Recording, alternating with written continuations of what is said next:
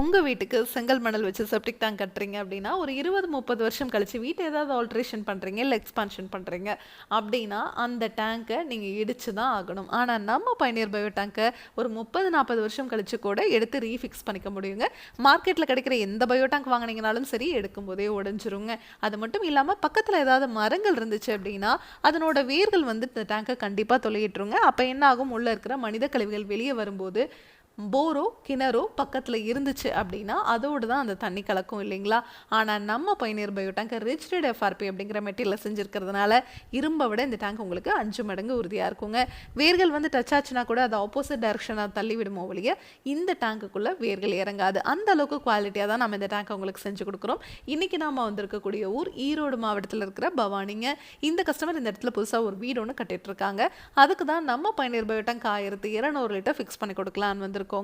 டெய்லியும் 7 பேர் யூஸ் பண்றதுக்கு இந்த டேங்க் சைஸ் போதுமானதுங்க. இந்த டேங்குக்குள்ள நம்ம 5 அறைகள் கொடுத்துருக்கிறதுனால இந்த டேங்குக்குள்ள வர மனித கழிவுகள் உள்ளேயே முழுவதுமா சுத்தமாயிருங்க. இப்போ செப்டிக் டேங்க் லாரி வச்செல்லாம் நீங்க எப்போதுமே கிளீன் பண்ண தேவையில்லை. வெளியே வர தண்ணீரும் சுத்திகரிச்சு தான் வெளியே வரும். அதனால எந்த ஒரு கழிவுகளும் துர்நாற்றம் அந்த தண்ணியில இருக்காதுங்க. அதே மாதிரி நீங்க பாக்டீரியாவே ரீஃபில் பண்ண தேவையில்லை. உள்ளேயே பாக்டீரியா இனப்பெருக்கம் பண்ணிக்கிற மாதிரி நம்ம டேங்கே வடிவமைச்சிருக்கோங்க. அதனால தான் நம்ம பயணியர் பயோ டேங்க் உங்களுக்கு டேங்குக்கும் 50 வருஷம் வாரண்டி, பாக்டீரியாவுக்கும் 50 வருஷம் வாரண்டி கொடுத்துட்றோங்க. இந்த டேங்கை ஃபிக்ஸ் பண்ணுறதுக்கு இந்த மாதிரி குழி எடுத்துட்டுங்க உள்ள எம்சாண்டை கொட்டி பெட் மாதிரி ரெடி பண்ணிவிட்டு அப்படியே இந்த டேங்கை உள்ளே இறக்கிற வேண்டியதாங்க. இதுக்கு தனியாக நீங்கள் சிவில் ஒர்க்குன்னு எதுவுமே பண்ண தேவையில்லை. இந்த டேங்க் உங்களுக்கு பார்த்தீங்கன்னாவே தெரியும், எந்த இடத்துலையுமே நம்ம இந்த டேங்கில் ஜாயின் கொடுத்து இந்த டேங்கை செஞ்சுருக்க மாட்டோங்க. ஒரே சிங்கிள் பீஸ் மோல்டாக தான் இந்த டேங்கை நம்ம உங்களுக்கு செஞ்சு கொடுக்குறோம்.